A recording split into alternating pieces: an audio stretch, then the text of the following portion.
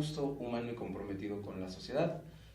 El día de hoy, viernes 24 de noviembre de 2018, tenemos un programa bastante bueno, bastante interesante, con un invitado de lujo, con el ingeniero Santiago Hidalgo.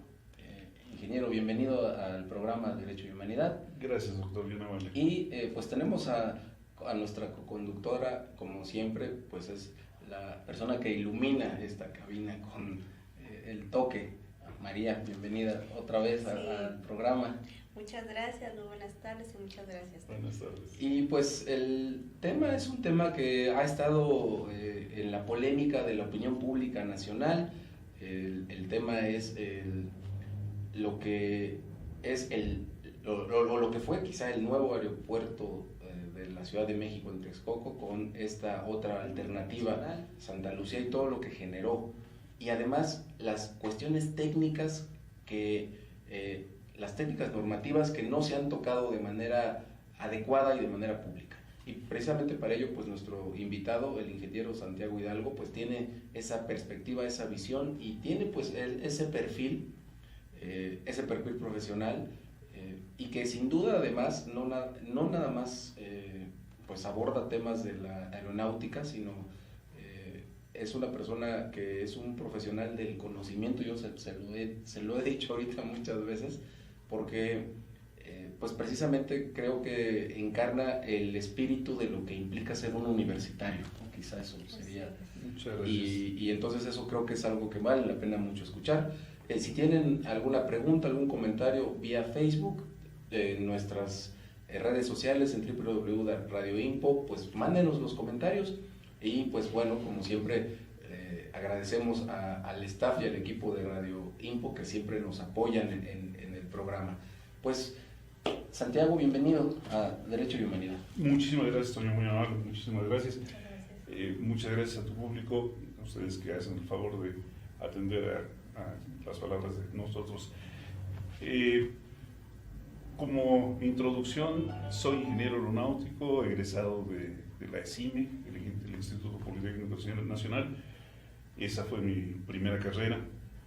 Por causas de la vida, por causas que la vida lo va empujando a uno, me hice piloto aviador y como tal trabajé también 32 años en Mexicana de Aviación. He tenido la oportunidad de además seguir estudiando algunas otras cosas. En algún momento de mi vida tuve la inquietud de regresar a la escuela y estuvimos en la Escuela Superior de Medicina, en donde desafortunadamente dejé la carrera inconclusa porque hubo la necesidad de tomar la decisión: o estudio o trabajo. No puedo ser como los ninis. Y entonces, por la necesidad de continuar con las actividades laborales, tuve que abandonar la Escuela Superior de Medicina. Gran dolor de cabeza para mí, pero fue una experiencia maravillosa, que además me trajo un beneficio que para mí ha sido fundamental. En la Escuela Superior de Medicina conocí a mi actual mujer y acabamos de cumplir hace unos días, acabamos de cumplir 26 años de casados. Felicidades. Muchas gracias. Y de ahí tenemos a 3 maravillosos muchachos. Yo tengo también de mi pasado a otros 2 hijos más. Dentro de lo que ha sido mi experiencia profesional, incluyo la docencia, porque he tenido también la oportunidad de participar con ingenieros, con pilotos, con mecánicos, con sobrecargos, con oficiales de operaciones. Esto es personal técnico aeronáutico, como maestro, y pues esto nos ha dado también otra visión, afortunadamente. No, y déjenme decirles que además de ser ingeniero en aeronáutica, Santiago es piloto aviador, ¿no? Y tiene varias horas de vuelo, y justo estábamos platicando que la aviación es otro mundo, ¿no? Así es otro universo, es muy interesante. Realmente el mundo de la aviación, muchas personas lo conciben como un mundo exclusivamente técnico, aparatos, cosas de fierros que se pueden tocar, pero no es así. El mundo de la aviación incluye muchos conceptos muy interesantes.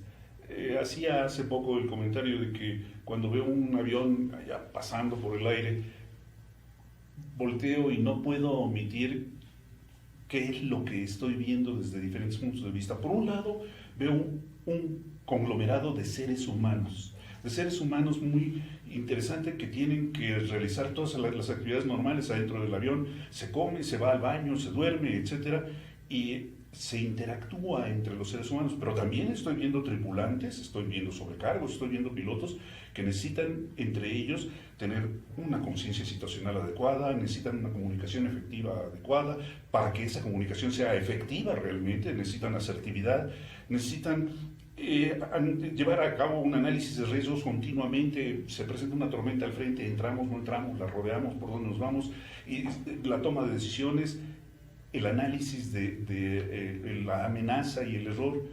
Entonces, son seres humanos interactuando en un mecanismo bien complejo, bien interesante. Si ocurre una falla médica a bordo, hay que resolverla en esos momentos. El avión no se puede estacionar. El avión sigue desplazándose a 250 metros por segundo y se tienen que resolver las cosas a esa velocidad, con esa celeridad y con buen resultado, con un resultado final que sea satisfactorio. Simultáneamente, estoy viendo efectivamente una pieza de equipo de tecnología maravillosa que está utilizando navegación satelital, navegación basada en terreno, está utilizando realmente de lo más avanzado que hay en computación y en tecnología de muy distintas áreas de física. Yo diría que el avión es un exponente de casi todas las ramas de la física. Por otro lado, esa aeronave está dentro de un ambiente legal, un ambiente jurídico, está dentro de un ambiente meteorológico y tiene que desplazarse con todos los elementos adversos y a favor, con todo lo que haya. En el interior de la aeronave se rige por las leyes nacionales. Es por eso que nuestras aeronaves están abanderadas con el escudo nacional, con la bandera nacional, porque adentro del avión rigen nuestras leyes, pero por fuera del avión rigen las leyes del país en cuyo espacio aéreo se encuentra volando. Y entonces vemos que ahí también se encuentra presente la legislación aeronáutica, la normatividad, la parte social y legal. Y por el otro lado, como si no fuera suficiente, hay que manejar información. Y entonces hay que manejar información, hay que tener los conocimientos a la mano. Y a esto, un grupo de ingleses desde hace muchos años, desde hace casi también 45 años, le dio una forma y lo hizo un modelo que le llaman el modelo Shell, donde la palabra Shell es el acrónimo de software, la S de software, H, la H de hardware, la E de environment, y doble L de liveware con liveware, ser humano que está interactuando con ser humano. Entonces, sí es un sistema complejo muy interesante, es un mundo que está separado del mundo y conectado con el resto del mundo exclusivamente por radiocomunicación. No, y como bien dijiste ahorita que, digamos, todas las ramas del conocimiento humano, pues están ahí visibles, ¿no? Así es, así es. Para atender una urgencia hay que tener conocimientos de fisiología de grandes altitudes, para atender una situación meteorológica de grandes altitudes, la parte de aerodinámica, la parte de los sistemas del avión. El avión tiene muchos sistemas que son no solamente para el soporte de la vida, sino para el control de la aeronave. Hay que tener un sistema que dé el aire a la temperatura adecuada y a la presión adecuada, porque allá arriba, como detalles curiosones, se encuentra una temperatura ambiente de menos 56 Celsius a menos 60 Celsius, es un promedio de temperatura. Se encuentra una presión atmosférica que si tratáramos de respirar ahí, sobreviviríamos no más de 15 segundos. No más de 15 segundos. Es por eso que inclusive parte del adiestramiento del piloto es efectuar un descenso de emergencia en el caso de que el avión pierda la presión. ¿Para qué se efectúa ese descenso de emergencia? Para regresar a altitudes en donde la presión ambiental sea compatible con la vida del ser humano. Vaya, pues es todo una situación aquí que nos da para varios programas, ¿no? Sí, Santiago? y dentro de todo esto también hay una parte bien interesante de normatividad que creo que no se ha platicado muy ampliamente en lo que toca a la relación de la aeronáutica con los aeropuertos, es la parte de los aviones con los aeropuertos, y que es realmente tema que me gustaría comentar, si me lo permite. Sí, claro, y sobre todo, ahorita un poquito para platicar con nuestro público también, contextualizar quizá en tu perspectiva como profesional de la aviación, como ingeniero en aeronáutica, como piloto, esta decisión que se toma de manera política, vamos, una decisión política, sobre el manejo aeronáutico del futuro en México. ¿Cuál es tu opinión como profesional de la aviación? Hace unos momentos comentábamos por fuera del programa la posibilidad de comparar un aeropuerto con el otro, un diseño con el otro, una decisión con la otra. Y realmente la comparación, como decía yo hace rato, no la puedo hacer porque no tengo elementos de juicio, debido a que no hay estudios que me den el sustento necesario para hacer dicha comparación. Se hicieron muchos estudios alrededor del aeropuerto de Texcoco, mas no se han hecho a la misma proporción alrededor de otros aeropuertos. Los estudios son complejos porque involucran muchos elementos de orden económico, de orden técnico, de orden social, y esto se lleva tiempo, esto consume obviamente tiempo y consume horas de hombre de gente experta en cada una de esas áreas. Creo que la decisión ha sido un tanto cuanto compleja y al final de cuentas no siento tener a la mano todos los elementos de juicio como para emitir una opinión sólida en relación a si fue bueno, si fue malo, qué es bueno, qué es malo, depende, ¿verdad? El concepto bueno o malo normalmente lo definimos en base a nuestras conveniencias. Lo que me conviene es bueno, lo que no me conviene es malo. Sí, o lo que me trae un beneficio es bueno, lo que no. Si tomo un camino diferente para llegar a mi casa, ¿es bueno o malo? No lo sé, pero si en el camino me encuentro una cartera con mucho dinero, me encuentro sí, fue muy bueno, sí, pero si en el camino me encuentro un asaltante que me quita todo lo que traigo, qué malo que cambie de camino. Entonces hablamos de bueno o de malo de acuerdo al contexto, ¿sí? De acuerdo a los resultados. No puedo, por lo tanto, decir si la decisión es buena o es mala porque todavía no vemos resultados, todavía no sabemos resultados. Lo que sí puedo decir es que sobre el aeropuerto de Texcoco ya se habían hecho muchos estudios y habrá que ver los estudios que saquen al respecto de Santa Lucía. Creo que Santa Lucía no se había tocado porque ha sido una base aérea militar y las operaciones militares mismas que no conocemos con suficiente amplitud por la secrecía normal que necesitan esas operaciones militares, no habían sido elementos que se habían tomado en consideración como para difundirse o como para analizarse. Lo que sí puedo decir es que otros aeropuertos cercanos, como ha sido el de Toluca, el de Puebla, el de Cuernavaca, sí presentan elementos adversos que no son los más apropiados.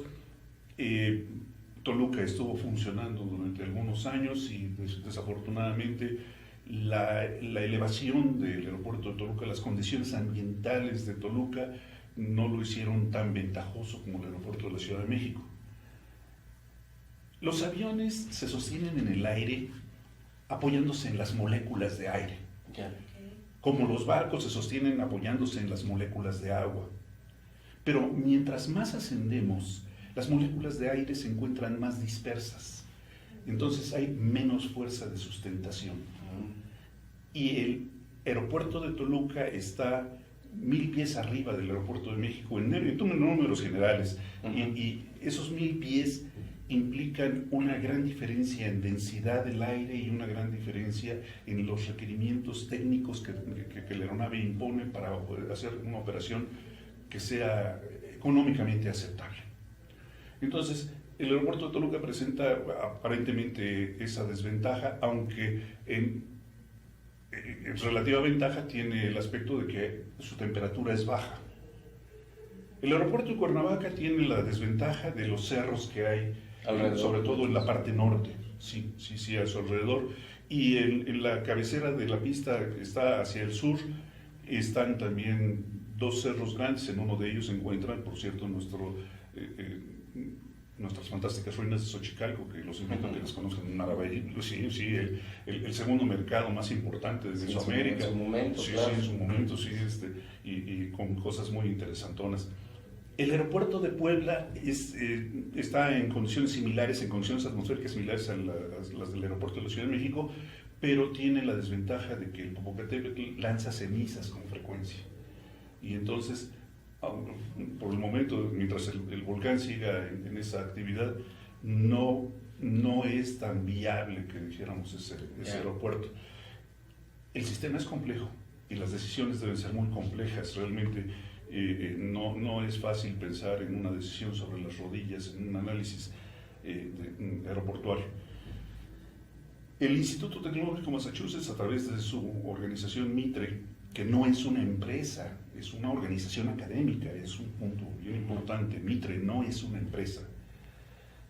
Hizo muchos estudios basándose en lo que se le había solicitado, y esa solicitud fue sobre el aeropuerto de Texcoco, y entonces es ahí donde más estudios han avanzado. No tengo información de que se le haya pedido a MITRE un estudio sobre Santa Lucía. Vaya. Pues el tema creo que está ahorita llegando a un momento bastante interesante aquí en el programa. Estamos hablando sobre estos aspectos normativos técnicos que casi no se han tocado en esta decisión política de la aviación del futuro para México. Estamos con el ingeniero Santiago Hidalgo y estamos pues reflexionando ya sobre aspectos que creo que están siendo bastante ilustrativos, bastante interesantes. Y bueno, pues mándenos sus preguntas, sus comentarios. Vamos a ir a un corte, regresamos con el ingeniero Santiago Hidalgo, regresamos con María, aquí en Derecho y Humanidad. Continuamos en un momento. Regresamos a Derecho y Humanidad, seguimos reflexionando con el invitado especial, el ingeniero Santiago Hidalgo, ingeniero en aeronáutica, piloto aviador y también docente en la materia de la ingeniería aeronáutica y bueno, en otras tantas cosas que ha sido docente, nuestro invitado especial. Hablando sobre el tema de los aspectos técnicos normativos que no han sido difundidos en la opinión pública de la decisión del nuevo aeropuerto que va a determinar pues la política de la aeronáutica civil del futuro de nuestro país. Y pues nos estabas diciendo, mi querido Santiago, sobre el tema de los estudios que estaba haciendo el Instituto Tecnológico de Massachusetts con su área específica, el MITRE, ¿no? Entiendo que es un área técnica, ¿no? Así es, y hacen estudios técnicos de acuerdo a lo que se les solicita. Esos estudios, a su vez, se basan en normas internacionales. Todo el planeta, básicamente desde que se terminó la Segunda Guerra Mundial, nos hemos unido a través de Naciones Unidas para regular lo que debe de ocurrir en muy diferentes áreas. Y de Naciones Unidas nació, por ejemplo, UNESCO para regular lo que es educación, y nació la FAO para regular lo que es alimentación, y así han nacido diferentes organizaciones. Y entonces de misma Naciones Unidas se generó OASI, la Organización de Aviación Civil Internacional. OASI generó un convenio internacional con más de 100 países en su momento, estamos hablando de 1946, y uno de los países signatarios fue México. Se hizo el convenio con la OASI y a este convenio se le han hecho anexos, se le han hecho convenios adjuntos. De estos anexos tenemos en la actualidad 19. El 19º, por cierto, tiene muy poco tiempo, tiene escasamente 2 años y se ha dedicado justamente a la seguridad operacional. Entre esos anexos de la OASI están los anexos correspondientes a las licencias, al reglamento del aire, a las operaciones aeronáuticas y a los aeropuertos, y a la construcción de aeropuertos. Aquí creo que vale la pena recordar una parte de lo que es legislación. En nuestro sistema de legislación, que sigue esa pirámide de Kelsen, que sigue esa estructura en donde hay una ley maestra de donde emanan las demás leyes, nuestra Constitución sigue siendo esa ley maestra, y en ella tenemos un artículo, si mal no recuerdo, el 135, en donde dice que todos los convenios que sean signados por el Senado se convierten en parte de nuestra Constitución.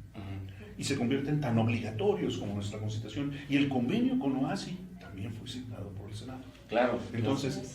Entonces es interesante. Tenemos que hacer los estudios apegados a las normas de OASI, y las normas de OASI también no salen de caprichos, no salen de algún análisis que hicieron abogados encerrados en un aula.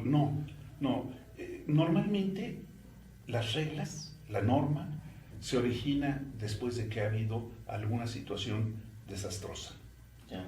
Estamos hablando del tema de aviación civil, ¿verdad? En el tema de, sí, en el tema de aviación civil y pues quizá en algunos otros temas. En el tema de medicina se me ocurre pensarle, hay una norma que dice que los agentes que utilizan los anestesiólogos en un quirófano deben de venir los agentes que estimulan al individuo en colores y tamaños diferentes que los agentes que inhiben al individuo, para que en el quirófano no se genere el error. De la misma manera, debido a los errores, debido a los incidencias y accidentes que han habido en el ámbito aeronáutico, se han generado normas, y entonces la normatividad muy frecuentemente se basa en evitar lo que ya ocurrió.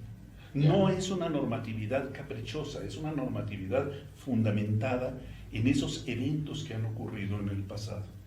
Y entre esos elementos de normatividad se encuentra la normatividad para llevar a cabo las operaciones aéreas y para establecer las trayectorias, los procedimientos y la ubicación de los aeropuertos. Hacer estos estudios es complejo, y más en un espacio aéreo, en un espacio geográfico, no nada más aéreo, sino geográfico tan complejo como lo que tenemos en el Valle de México. Tenemos un valle que tiene terreno sólido y terreno fangoso, y tenemos un valle que tuvo un lago que en un momento dado abasteció a toda la zona y que fue desecado, fue deshidratado, pero sigue siendo una posible fuente de captación de aguas pluviales, y tenemos todo esto lleno de montañas alrededor, o lleno de una serie de elementos orográficos que no son los más adecuados a la aviación. El poner un aeropuerto requiere de estudios de esto, pero también un aeropuerto, ¿en qué se basa para construirse? ¿En qué se basa la idea de hacer un aeropuerto? Para empezar, en el mercado. Si no hay mercado, no tiene sentido, vamos a decir, como mero ejemplo, se me ocurre pensar Minatitlán, Veracruz. En Minatitlán, poner un aeropuerto que tuviera 85 plataformas para aviones comerciales sería un absurdo, porque no hay mercado para 85 aviones en Minatitlán. No hay suficientes pasajeros. Sí, claro, ¿no? O si fueran de carga, pues tampoco en Minatitlán tampoco hay suficiente carga como para 85 aviones. Entonces, el mercado define las necesidades de qué tamaño se requiere el aeropuerto, por un lado. Y una vez que el mercado dice de qué tamaño se va requiriendo el aeropuerto, ese mercado, que a su vez está condicionado por otros elementos, que puede ser turismo, que puede ser empresa, industria, lo que ustedes gusten. Una vez que se define qué es lo que el mercado requiere, empiezan los estudios de que, bueno, ok, ¿y qué condiciones hay alrededor del sitio? Un punto fundamental es el viento.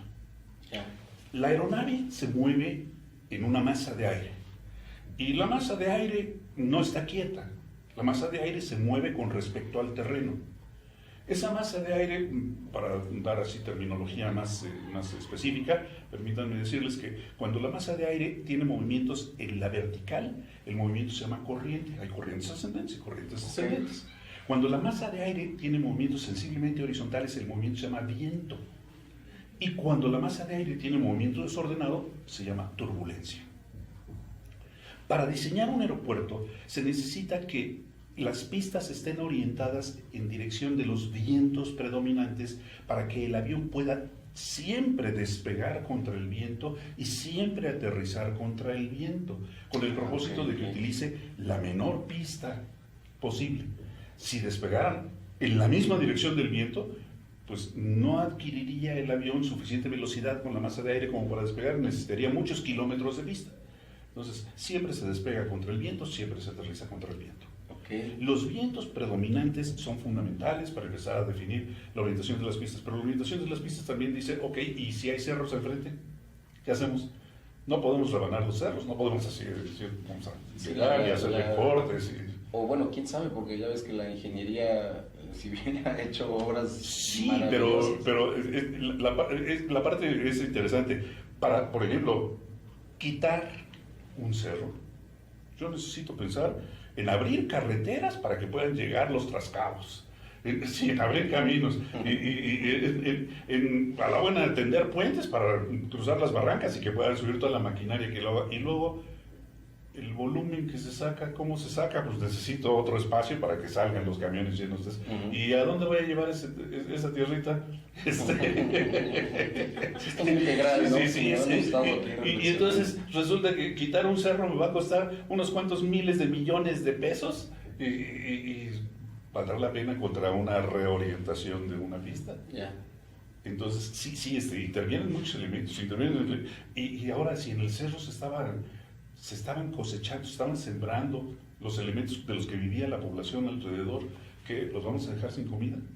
Sí, es multifactorial. Sí, es multifactorial. Y un poquito ahorita me hacías recordar, y creo que quizá vale la pena compartir un poco más esta reflexión con el público. ¿Por qué hay una necesidad de tener una visión, yo le denominaría holística, en este tipo de decisiones? Yo creo que porque todo está relacionado con todo. Todo afecta a todo. Si en un momento dado se decide hacer un aeropuerto en un lado o en otro, vamos a afectar a la población que está alrededor. Vamos a afectar al ambiente que está en ese entorno. Vamos a afectar a todo el ecosistema. Vamos a afectar a la fuente de empleos, la fuente de escuelas. Si construimos en otro lado, pues ¿en dónde van a vivir los trabajadores? ¿De dónde va a salir para la comida? Vamos, es todo un complejo de logística increíblemente grande. Increíblemente grande. Y los que trabajen directamente en el aeropuerto van a ser unos, pero los que trabajan indirectamente, vamos a decir, aquí en el caso del AICM, del Aeropuerto Internacional de la Ciudad de México, y todos los taxistas, y todos los ruteros, y toda la gente que vende comida alrededor, y los estibadores, pues tienen que comer también en algún lado, y tienen que dormir en algún lado, y tienen que, se tiene que pensar en demasiados elementos. No es nada más un aspecto básicamente técnico. Intervienen muchos otros elementos que precisamente son de carácter factor humano. Vaya. Pues está la cuestión aquí interesante, ¿no, María? Sí, y de acuerdo a los elementos que has estado comentando, por ejemplo, regresando a lo que es los nuevos proyectos que están aquí por definir, ¿cuál podría ser un poquito más viable en cuanto al viento, en cuanto a la zona? Bien, vuelvo a lo mismo. Sobre el área de Texcoco ya se hicieron estudios, y esos estudios ya nos están diciendo qué tanto se ha tenido que, además, llegar a un compromiso, vamos a decir, que las pistas no estén perfectamente alineadas con los vientos predominantes, sino que estén un poquito desalineadas con el propósito de que no estén enfiladas hacia un cerro. Sí, ya se tiene que hacer un compromiso, decir, bueno, vamos a aceptar un poquito de viento cruzado porque está ahí enfrente el obstáculo. Ya se hicieron esos estudios con relación al aeropuerto que se estaba construyendo. No tengo la información de qué estudios se han hecho al respecto sobre Santa Lucía, pero también se tienen que hacer. Y además no pueden ser estudios de 15 minutos porque se tienen que sacar muchas estadísticas que quizá ya tengan los militares, de esos puede ser una ventaja para ese estudio, con relación a vientos, temperaturas, condiciones meteorológicas prevalentes en la región, y hacer los análisis de compromiso entre orientaciones de pista o encontrar la ubicación de obstáculos, no nada más para la trayectoria de despegue y aterrizaje, sino para todas las trayectorias de aproximación. Y luego la coordinación que se necesita hacer entre dos espacios aéreos que están relativamente cercanos. Santa Lucía no está muy distante al Aeropuerto Internacional de la Ciudad de México, y son escasamente 30 kilómetros, que 30 kilómetros en el aire no es nada. Yeah. Si hablo de un avión que está volando a velocidades de crucero, va volando a 250, 260 metros por segundo. En el caso de velocidades de aproximación, pues va volando, sí, un poco menos, pero por lo menos a 150, 180 metros por segundo. Entonces, a esas velocidades no se puede andar jugueteando con distancias o cosas por decir. Esas velocidades, a su vez, requieren los movimientos de los aviones, generan un viraje, un radio de viraje, generan zonas de cobertura, y esas zonas de cobertura además necesitan zonas de protección. Todo esto ya está estudiado y está normado por la OASI. Ya. Entonces, hacer todos los procedimientos para los vuelos se lleva tiempo. No sé si Santa Lucía ya tiene los elementos base, que serían la parte del terreno y la parte de vientos y la parte hidrológica y además la de comunicaciones, intercomunicaciones, pero también hay que hacer los estudios correspondientes a las trayectorias y correspondientes a los procedimientos de aproximación, llegadas y salidas. Pues es todo una cuestión de normatividad internacional, legislación nacional y tratados internacionales que creo que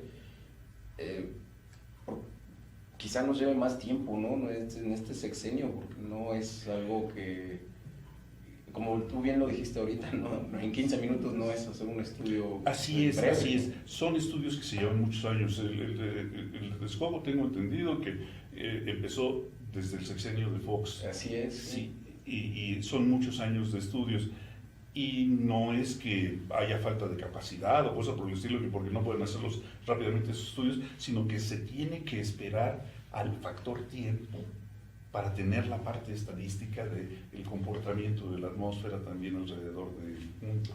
Vaya. Entonces, no, contra el tiempo no podemos hacer nada. Híjole, pues qué momento estamos viviendo, ¿no? Aquí en México, digo. Es un momento de cambio muy dramático, efectivamente, y todos los cambios tienen su parte buena y su parte dolorosa. Sí, y yo creo que es un cambio de transformación radical, pero vamos a regresar en un momento más con nuestro invitado especial, el ingeniero Santiago Hidalgo, con el tema del análisis de esta situación de la construcción del nuevo aeropuerto internacional de México y las cuestiones técnicas normativas que casi no se han mencionado. Pues regresamos en un momento más con nuestro invitado especial, con María, y seguimos aquí en Derecho y Humanidad. Continuamos en Derecho y Humanidad con nuestro invitado especial, el ingeniero Santiago Hidalgo, quien es ingeniero en aeronáutica, quien es piloto aviador, estudió medicina y además pues ha sido docente por muchos años y bueno, se dice poco o pareciera poco, pero tiene más de 20,000 horas de vuelo como capitán. Entonces, pues yo creo que las realidades que ha visto en el aire pues son cosas bastante interesantes. Estamos escuchando, por cierto, Finlandia de Jean Sibelius, lo tenemos, como saben ustedes, en el fondo. Todas las canciones que ponemos pues tienen que ver con el gusto de nuestros invitados y también con los contextos de los temas que tratamos. ¿Por qué Finlandia de Jean Sibelius? Yo en lo personal soy muy soñador y me gusta a veces sentarme y preguntar qué es lo que habrán pensado todos esos grandes compositores. Es una maravilla porque sí escuchamos la melodía, pero esos eran también señores o mujeres, en fin, que iban al baño, que soñaban, que amaban, que odiaban, sí, y cuando se levantaban les olía feo la boca, igual que a todos, ¿no? Y entonces, como seres humanos, ¿qué habrán sentido para poder crear semejante belleza?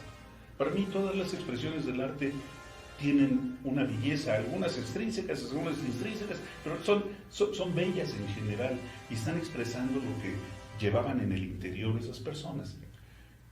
Finlandia, que hasta donde tengo entendido Sibelius lo quiso hacer como una mera descripción, para mí es fuerte porque marca fiordos, marca barrancas junto al mar, marca bosques y marca auroras boreales que son maravillosas también. Sí, es guau, es hermoso, ¿no? Entonces, a veces es un territorio que para nosotros que vivimos en una zona tropical no es común, ¿no? Aquí no podemos ver fácilmente una aurora ni cosa por el estilo, y la nieve como aquellos lo viven, y además los cortes que hay, los terribles cortes que han generado las condiciones ambientales de aquellos lugares en el terreno hacia el mar. Entonces tiene partes fuertes, partes suaves, partes bellas, partes drásticas. Por eso me gusta Finlandia, entre otras de las cosas. Pues qué descripción tan hermosa, Santiago, nos has hecho de Muchas gracias. Entonces, pues les invitamos a escuchar la obra de Jan Sibelius y bueno, Finlandia. ¿Alguna pregunta que quieras hacerle a nuestro invitado especial? Pues ya nos comentaste acerca de la normatividad, bueno, todo lo que se ha hablado, ¿no? Acerca de los futuros proyectos, pero la parte de la humanidad, por ejemplo, en el avión, ¿qué es lo que sucede cuando hay alguna situación que se presenta? ¿Cómo lo aborda la parte del piloto? La parte también de las decanes, los sobrecargos.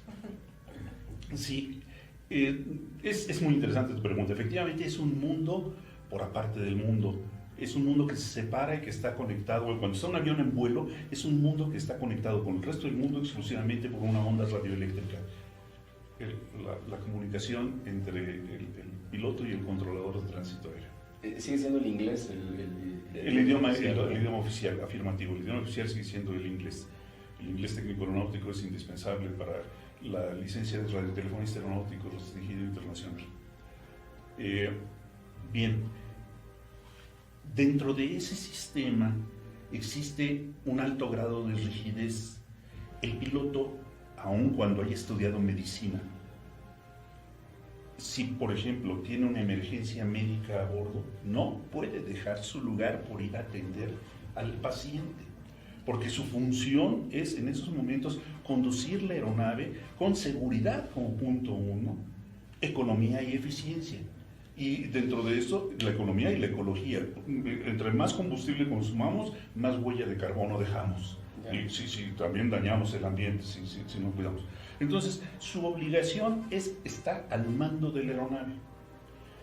¿Qué es lo que hace el primer oficial, que coloquialmente lo conocemos como copiloto? Lo que hace es estar presente por si le pasa algo al piloto. Vamos, el copiloto no es el ayudante del capitán. El copiloto es el sustituto del capitán. Si le pasa cualquier cosa, el copiloto tiene todas las capacidades para volar esa aeronave. La gran diferencia usualmente es los años de experiencia que tenga, el tiempo en el que ingresó a esa organización.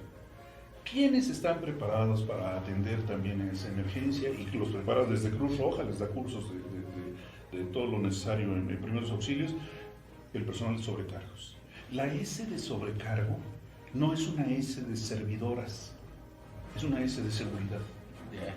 Ellas están ahí, ellas y ellos, para garantizar la seguridad de los pasajeros. En el caso de una urgencia médica, en el caso de una evacuación, en una emergencia, como lo que se vio en Durango no hace mucho, en una aeronave de una empresa nacional, en fin. Como no tienen emergencias todos los días, bueno, pues entonces se ocupan de darle como un confort al pasaje, de repartirles alimentos, una cobija o lo que sea, pero su función primordial es atender la seguridad de las aeronaves, la seguridad de los pasajeros. Y entonces la sobrecargo que va al mando de sobrecargos, el equipo de sobrecargo, la sobrecargo mayor o la sobrecargo principal, mantiene en comunicación frecuente el estatus de las circunstancias que haya al piloto. Y si es necesario el piloto, mientras a través de los controladores de tránsito aéreo solicita ambulancia o un apoyo en tierra, y en caso de que se viera en riesgo la vida del pasajero, interrumpe la ruta y desciende de emergencia para atender la vida de un ser humano. Es más importante que un ser humano continúe con vida a que todo el mundo llegue a su destino a tiempo. Vaya. Yo no quiero... No sé si respondí, perdón. Sí. No quiero dejar de pasar esta oportunidad porque pues pocas veces tenemos aquí en el programa, y lo digo de veras con mucho cariño y mucho respeto, pocas veces tenemos la oportunidad de tener a alguien que tiene un conocimiento profundo de la realidad, de la técnica, de la ciencia, pero también muy humano, ¿no? Entonces, pues por eso decía que es un universitario en toda la extensión de la palabra. Muchísimas gracias. Santiago, tú como piloto, con tantas horas de vuelo y con los años que estuviste piloteando, o sea, lo que no has visto ahí en paisajes, fenómenos atmosféricos, las ciudades, las urbes, es decir, tienes el contexto de una realidad poco común para la mayoría de las personas. ¿Eso qué te ha dejado? ¿Qué te ha enseñado? Esa perspectiva de poder estar viendo esa realidad poco común, que muchas veces puede ser maravillosa, muchas veces puede ser caótica, o muchas veces puede ser emocionante incluso, no sé. Creo que me dejó muchas cosas, honestamente creo que obtuve muchas cosas de ahí. Una de las actividades para mí más bonitas era el vuelo nocturno. Nosotros en Mexicana Aviación iniciamos los vuelos que le decíamos tecolotes. A las horas que nadie estaba volando, despegábamos a la medianoche, estábamos aterrizando 3, 4 de la mañana, y en lo que es radios el silencio era impresionante porque nadie más volaba. Estoy hablando de hace 40 años o más, y en esos vuelos que ya después se generalizaron, se vio que había mercado y que mucha gente por volar de noche paga menos, y entonces empezamos a sacar otro tipo de pasajeros, el pasajero paisano, en fin. En esos vuelos en donde tiene uno la oportunidad de disfrutar el cielo lleno de estrellas, en un contexto muy difícil de describir, no puedo describirlo con facilidad, sobre todo cuando no hay luna. La luz de la luna bloquea las estrellas, pero en ese cielo maravilloso aprendí a ser muy humilde. El ver esa magnitud del universo y sentirme tan chiquito y decir, yo quiero presumir de mi carro y de mi casa, mira nomás, qué maravilla, ¿no? Sí, además, eso tiene 5,000 millones de años por lo menos de que se hizo el sistema solar, y yo aquí, si vivo 100 va a ser mucho. Entonces sí, soy una pequeña miseria dentro de este universo tan maravilloso. Entonces me enseñó a ser un poquito humilde. Eso entre las emociones muy personales, entre las vivencias ya de otra naturaleza, me enseñó a ser organizado en mi vida de manera diferente, a planificar mejor mis actividades, así como en un vuelo hay un plan de vuelo que me permite prever a qué hora voy a llegar sobre cada uno de los puntos que tengo que pasar, y cuánto combustible voy a tener, a qué altura, qué velocidad, etcétera, etcétera. Así también con mi vida, decir, bueno, ¿en dónde estoy? ¿A dónde voy? ¿Por dónde tengo que pasar? Y si eso ya lo tengo definido, entonces ya tengo, ahora sí, una definición de objetivo, y ya sé si me desvío, si la vida me desvía, ya sé hacia dónde regresarme. En caso contrario, como aquello de Alicia en el País de las Maravillas, ¿hacia dónde vas? Pues no sé, pues entonces ¿qué importa hacia dónde caminas, no? Sí, la aviación en general creo que me enseñó muchas cosas muy bellas, pero una de esas fue a apreciar mejor la vida y el mundo que me rodea, y a ser un poquito más humilde. Vaya. A echar las orejas. Pues qué grata ha sido esta charla con el ingeniero Santiago Hidalgo sobre los temas de la aeronáutica civil, las normatividades técnicas que poco se han mencionado, sobre las decisiones políticas que están definiendo pues el futuro de la aviación en México. Y pues estamos llegando a la parte final del programa de Derecho y Humanidad, en donde estuvimos hablando sobre los contextos de lo que implica la aviación, ¿no? ¿Qué implica volar un avión? ¿Cuáles son las cuestiones técnicas que implica la construcción? ¿Qué organismo de Naciones Unidas también determina estas normatividades, que no son, digamos, cuestiones de escritorio, sino están basadas en la experiencia aeronáutica y en la prevención de desastres y de catástrofes que pues a lo largo de la historia de la aviación se han venido pudiendo resolver con la experiencia que ha venido pasando? Hablamos sobre los tratados internacionales, hablamos sobre la necesidad también de pues, tomar en cuenta la legislación nacional, y sobre todo que una decisión que tiene que ver con el cambio de un espacio aéreo pues no es solamente una decisión técnica, sino que tiene implicaciones sociales, jurídicas, humanas, físicas, económicas, turísticas, en fin, de cualquier índole. Y pues nos regaló esta imagen el ingeniero Santiago Hidalgo sobre qué significa convivir con la inmensidad del universo.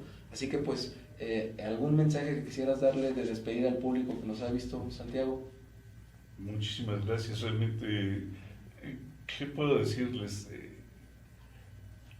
sean felices. El mundo, la vida es tan maravillosa que las desperdiciamos muchas veces en elementos que nos hacen infelices, cuando deberíamos de aprovechar lo que nos hace, lo que nos da felicidad, y que por cierto es gratis, esos amaneceres, esos atardeceres, esas noches llenas de estrellas, esos aterrizajes, todas las cosas que viví fueron gratis, y hasta me pagaron por lo que hice. Okay. Excelente. María, ¿algo que quieras agregar? Pues muy interesante el programa, el tema, la verdad que, bueno, pues sí, me llevo conocimientos acerca de lo que es la aeronáutica, todo lo que se lleva en un proceso, ¿no? Cuando va uno viajando y qué hay detrás, ¿no? Que uno, bueno, desconoce, y bueno, pues solamente agradecer. Muchísimas gracias. Y pues muchas gracias a ustedes que estuvieron aquí con nosotros, gracias a los comentarios, preguntas que nos hicieron llegar. Muchas gracias, ingeniero Santiago Hidalgo. Gracias a ustedes. Y pues nos vemos en la siguiente emisión de Derecho y Humanidad, como todos los viernes. Estaremos hablando en nuestro siguiente programa sobre el segundo Encuentro Internacional de Derechos Humanos, así que no te lo pierdas, tendremos invitados especiales, algunos participantes del Encuentro Internacional, y pues nos vemos como todos los viernes en el programa de Derecho y Humanidad de 4 a 5 de la tarde, así que pues seguimos en comunicación y en contacto. Nos vemos en nuestra siguiente emisión. Hasta la próxima.